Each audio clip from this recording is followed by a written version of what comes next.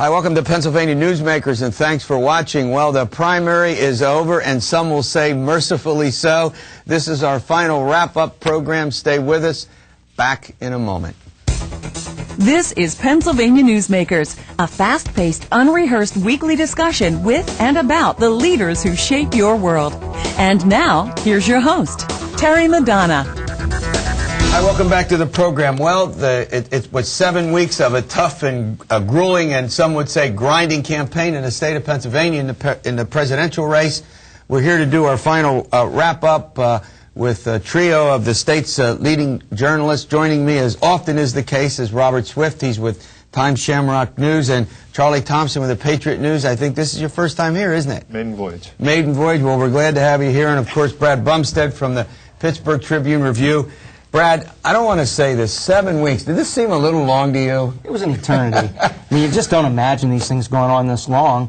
And all kinds of dramas played out over that time. But we saw some real surprises yesterday, I thought, didn't you, in terms of the Philadelphia vote, 65-35 for Obama. He wins 6 counties is all overall.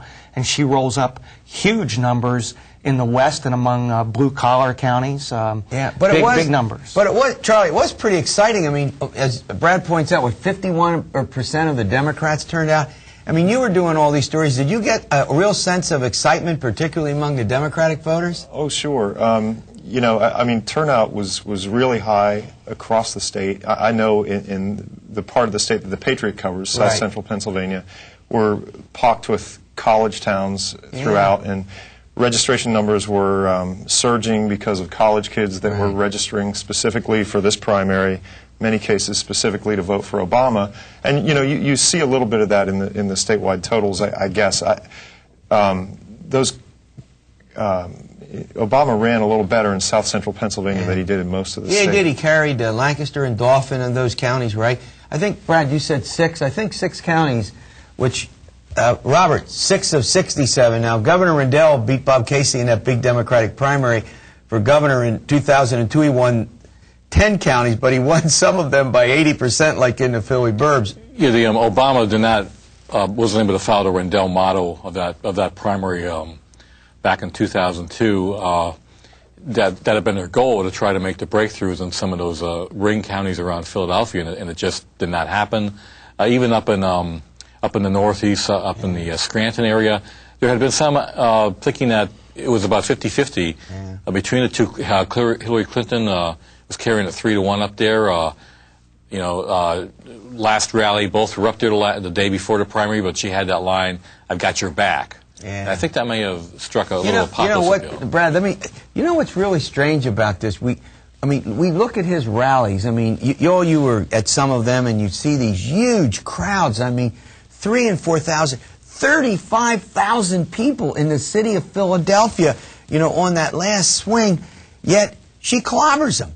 I mean, I guess we got to be, you know, go and try to explain that, can we? Well, I think, you know, Pennsylvanians like familiarity. And Hillary Clinton is a familiar figure. She may be not liked for certain reasons, but we've known her a long time, and I think particularly, you know, the demographics in this state played extremely well to her in terms of, you know, older women, you know, voting for her. And she's a known quantity, and Obama's not. I think that was the biggest factor. Catholics, union members. Go ahead. Terry, it also seemed to me that Barack Obama never really was this campaigning all-star here in Pennsylvania that he appeared to be from a distance as you watched in Iowa and South Carolina and, you know, some of these other, Wisconsin, as he started winning this string of primaries. And I was curious that he did not spend more time in the state during the campaign. Oh, yeah, well, hold on a minute. The first 3 weeks, we had a 7-week campaign. The first 3 weeks, he was virtually not here, right? Right. And then he did the 6-day bus tour. And then he kind of disappeared again. And then he came back for this closing 5-day bus tour. And it seemed to me that if he really was going to win this state, it seemed to me that he almost had to sort of play, and he would have had the opportunity with 6 weeks to sort of play it like Iowa, where you go out and you meet with small groups of voters. You know, the Clintons had people in places like Indiana and Mechanicsburg and Nanticoke. You know, I mean, they were all over. Every dot on the map of Pennsylvania had Chelsea, Bill, or Hillary. Well, that's true. And you know, Barack Obama just, you know, it seemed like he would have had the time to play more of that type of game, but... Well, he had you know, more field offices. He certainly had more volunteers, but maybe Charlie's onto something. A lot of the volunteers were not even Pennsylvanians. They brought him in, and she certainly had a better sort of internal organization. More party leaders, more party apparatchiks. Well, Governor Rendell and 100 mayors, that's part of that support right there. No doubt about it. To my mind, in some ways, it was a normal election, and the big voter registration turnout just sort of got blended into, you have a Democratic governor, Governor Rendell, just like Governor Ridge was able to do 8 years ago, and lock up for Bush in the primaries, he was able to build up the Democratic Party where it could deliver, and that's what he did, and that's one of the things that helped her. All right, this is our final wrap-up. We're going to take a quick break. When we come back, we want to find out what it means. We're getting inside, I think for the final time, inside this Obama-Clinton campaign in the state of Pennsylvania. We'll be back in a moment. This broadcast of Pennsylvania Newsmakers is presented by the Pennsylvania Chamber of Business and Industry, the statewide voice of business. This broadcast of Pennsylvania Newsmakers is presented by Pennsylvania Medical Society. Doctors and patients, preserve the relationship. And by the Pennsylvania Manufacturers Association. Business in Pennsylvania is our business. Welcome back to Pennsylvania Newsmakers for our final wrap-up of the Pennsylvania primary with Robert Swift, Brad Bumsted, and Charlie Thompson, journalists all. Charlie, you wanted to make a point before we went to break. Well, just that, you know, the best way maybe to view, it's easy to maybe see some of these things a little more clearly after the results are in. But in hindsight, I had just some things that kind of I had been thinking about during the course of the campaign. Having seen both Hillary and Barack at appearances around the mid-state, you know, I couldn't help but be left with the impression that she did seem better than him in the town hall type of forums. She always seemed to have answers that were loaded with details and information and plans about what she wanted to do, and his answers were a little more vague, talked about directions you want to go in, but didn't give a lot of meat. And I also thought that, you know, he seemed to rely so heavily on the TV ad campaign, but yet for as much as we heard about the Clinton campaign being outspent by Obama's campaign on TV ads, it seemed to me, as a typical voter, that the Clinton campaign ads really resonated more. You know, the ad about showing her as a little girl in the Scranton area. Oh, well, was that big up there? Yes, it was. It got very heavily play in Lake Minola. Everyone knows where it is. Where the Clintons did when they were young. And in fact, her brothers still go there, I take it. Yeah. So that. Let me turn to you. Moving on here. What does this all mean? What would you think? What was the role that Pennsylvania played in this long, tortuous primary season, do you think? Where are we in this race? I think all we can really conclude out of it is it keeps Hillary Clinton alive to fight another day, specifically to fight on May the 6th in Indiana and North Carolina. But the deck is stacked against her. She's behind 150 delegates nationally. Even though Obama doesn't win this state, proportionally, he still gets a nice chunk of delegates out of it. And all I believe that Hillary can hope for at this point is that something else really knocks Obama off course. Some other negative story, something that we may not even know about at this point, can knock him off. She can also make the argument to superdelegates that she's the candidate who can win the big states. And I think that, you know, her performance among these sort of core Democratic groups, you know, seniors, as you point out, women voters, union voters, voters who are more conservative, gun owners, you know, Ohio, Pennsylvania, Michigan, really big states. It is possible, if you count Michigan and Florida in the popular vote with her 200,000 plus vote here, she might actually end up ahead of the popular vote. Wouldn't that be a crazy thing? She's ahead of the popular vote, he's ahead of the delegate vote. Get down to Puerto Rico, they say. Now, one thing I do think there was something that came out of the 7-week focus on Pennsylvania that was not good. I think it reinforced some of the negative stereotypes of Pennsylvania as the, you know, Joe Hunter backwoods beer-drinking bowling state. And the state's different, changing, and we didn't get a chance to retire the old Carville line, which needs to be buried about Pennsylvania. Reinforce the old. Well, I tried. You know, I tried. I mean, I tried to say how inaccurate that was. You know, it's the line Pittsburgh, Philadelphia, and Alabama in between. Charlie, you're smiling. Well, it just sort of, I was thinking last night maybe Pittsburgh and Allegheny County joined Alabama because, you know, she didn't win that corner. And, that's right. You know. And she did, you know, I wanted to ask you, I mean, you know, she got 70% of the vote in those rim counties. I mean, that's pretty spectacular, isn't it? Oh, it is. And it is. And it goes back to this, you know, demographic of elderly women, you know, liking her, blue-collar voters liking her. You know, people are comfortable with Hillary. My newspaper, the Pittsburgh Tribune Review, endorsed her. Right. And that was one of the, I mean, most of the newspaper endorsements went the other way. Right. Was there another I don't think there was another newspaper that went for Obama, right? The Daily went for Clinton, I'm sorry. They all went. The University of Pennsylvania College paper endorsed her, and they were beating their chest about that. But that shows, I think, how rare her endorsements were. Yeah.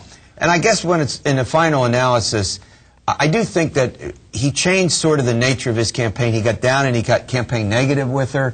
He called her a slash and burn Washington insider. You know, that sort of lifted that aura from him. You know, he had this above the fray, I'm a unifier.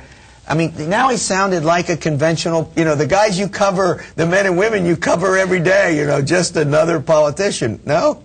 Yeah, and that's, it's also unfortunate that you had the question with the San Francisco fundraiser where they put a remark, why do you have to even be there given his ability to raise money? If he had spent the day in Pennsylvania, it might have been better off. So that because he raises so much money on the internet. He's I mean, $1 million a day just keeps coming in, you know. And she's got a serious money problem. I mean, she's in the red. I noticed last night she made an appeal, last week. She made her appeal as she left Pennsylvania, saying, "I need this money. You know, get on the internet." So, but Brad's right. I mean, it's still going to be tough for her to win the nomination. Anyone disagree with that? Well, you know, that's what I was hearing from a variety of analysts last night too.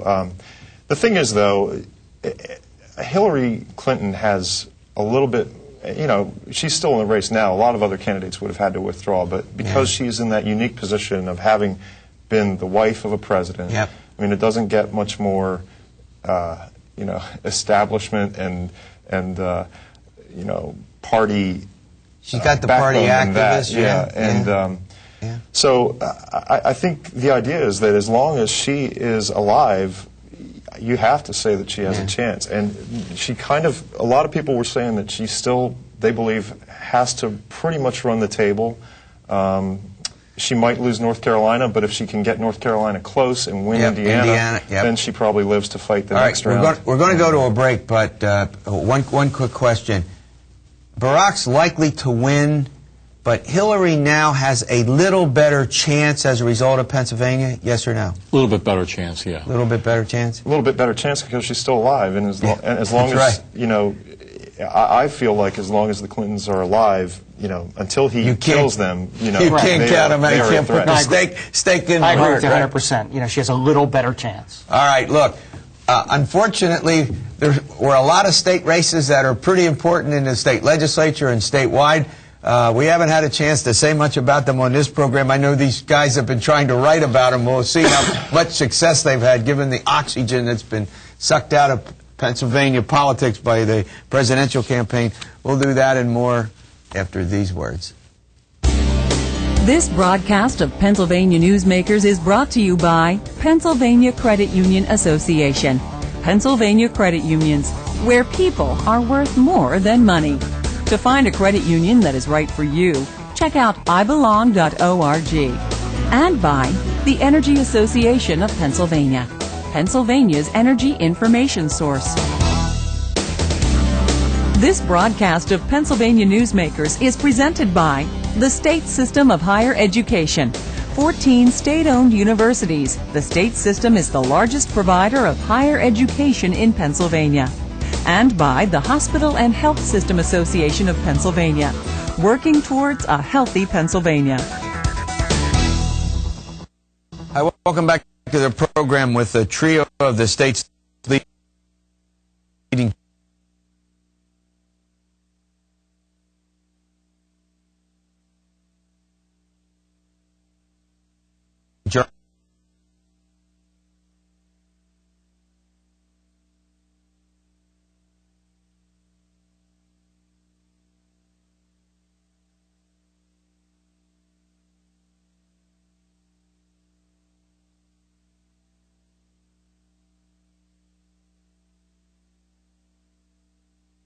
you'll remember.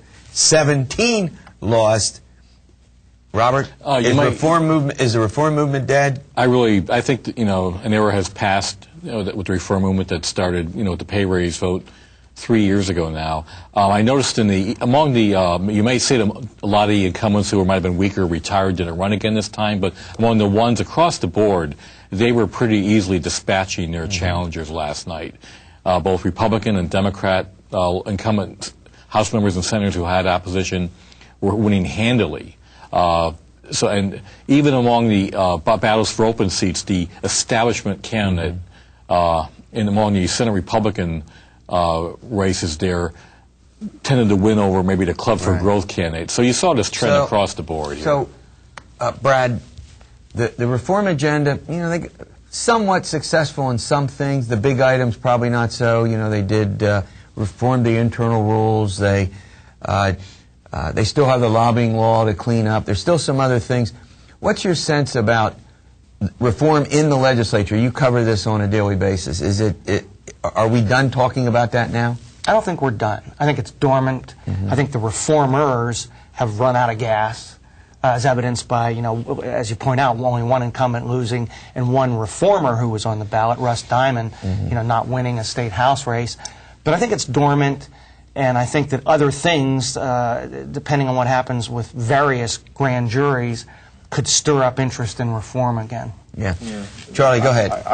I would agree with that a lot because the thing is, it has left its mark on the legislature already. I mean, there's largely new leadership teams in the House and Senate now, and there are still bills that I think that we may see get done, like, for example, I'll be surprised if we have a sign-a-die session after the November elections where they are voting on bills this year, whether they do it by rule or by legislation. But there are smaller pieces that I think are still going to push through. And obviously the big thing is what happens with the investigation into legislative operations. I mean, I think that can, pull the rug out again. Called bonus gate? Yeah. And that's... the aftershocks of everything that's gone on here are not done yet, and that's going to change the legislature further. But also remember, with the amount of retirees we had this year, I mean, it's going to be like 1/3 new people. So overall, I mean, we are going to have almost, if you take the reforms or the changes in 2006 and 2008, we are going to have almost 50%, by my calculations, one of you will correct me, new members of the General Assembly. That's a huge turnover within a 2-year period. Am I about right on that? It is, but as RB and I were talking about yesterday, the much highly touted freshman class really didn't make much of a mark in terms of reform. So what good did it do? Yeah. Well, another thing that may happen is that because of these new Montgomery County and Bucks County becoming now Democratic counties, Democratic strongholds, you may start to see more of the leadership in the House and Senate on the Democratic side shift to the east. Okay. It's been in the West for the last... So most of the leadership has been in the West, so you think as the population change, particularly there's been population shifts, suburbs going a bit more Democratic, that could change the nature of the composition of the leadership in the legislature. You agree with that? Sure. I mean, it's actually, by my reckoning, it's really about 1/3. If you include the House and Senate, it's about 1/3 will be fresh faces over the last 3 years by January 2009. And I mean, I don't think we've seen turnover like that since the late decades. 70s. Since the late 70s. That's bound to leave a mark. All right, we'll be back for our final segment. I want to talk a little bit about one of these state race, the state treasurer's race. I don't know that, I mean, we had millions of dollars spent, particularly by one candidate, and it was best known for the fact that no one knew very much about it, I think. We'll be back in a moment. This broadcast of Pennsylvania Newsmakers is presented by Highmark Blue Shield, changing the way health plans work for business with a variety of plan options for employers and more choices for employees. Information is available at highmark.com. Have a greater hand in your company's health. And by the Pennsylvania Healthcare Association, the future of long-term care. This broadcast of Pennsylvania Newsmakers is presented by Penn Future, where we believe that every environmental victory grows the economy, and by the Pennsylvania Cyber Charter School, bringing educational innovation and freedom to the children of Pennsylvania. Hi, welcome back to the program. All right, let me start with you, Brad. Look, we've had so many down ballot races that are very important. We were just talking about that with your colleagues here. Yet, I think you all tried. I'd read some stories here and there, but it was all president, all president, all president. I mean, we could be getting some folks into state government that we don't know very much about, or at least as much as we would like to know at this point. Yeah, there might be folks that we may not want in there, but I understand. It's really tough to break through the clutter, you know, both in terms of the ads and the stories of all the presidential stuff. And in the state treasurer's race, the only guy who I think broke through, you know, out of any of the other races was Rob McCord, who won. He's a venture capitalist from the Southeast, and because he had a lot of money that he could pour into TV ads, people at least, you know, latched onto the name, and he won the race over a state house member, for instance, Jennifer Mann, who just, you know, was a non-entity in the race. Did you have problem? I mean, you cover the Capitol. I mean, did you think you had trouble getting these stories out to people because of the attention on the presidential campaign? Yes, and it's always that way. I mean, there's always limited oxygen and limited news hole space and limited airtime for the Attorney General, the Auditor General. But I think it was worse this year. I mean, every day above the fold, these big, but go ahead. Well, because we've never had an active presidential primary. That's true. Yeah, well, since 1976 anyway. The one thing about the McCord candidacy, he does have a financial investment background. Yeah. And so often we've had treasurers with no background in that. You mean regular politicians who ran to use it as a stepping stone, something like that? What a shock, huh? What a shock. Someone would want a statewide office to try to be governor or United States senator. Go ahead. And so he had that going for him, and then he had an effective ad against the two, Cordisco and Mann, who were, one was a lawmaker, one a former, and he was questioning some of their votes. And I think maybe one impact of the pay raise is that people may be reluctant to promote some of the state lawmakers. You're right. We're out of time. All right, great update. Thanks for coming on. We'll see you next week for another edition of Pennsylvania Newsmakers, and as always, stay well.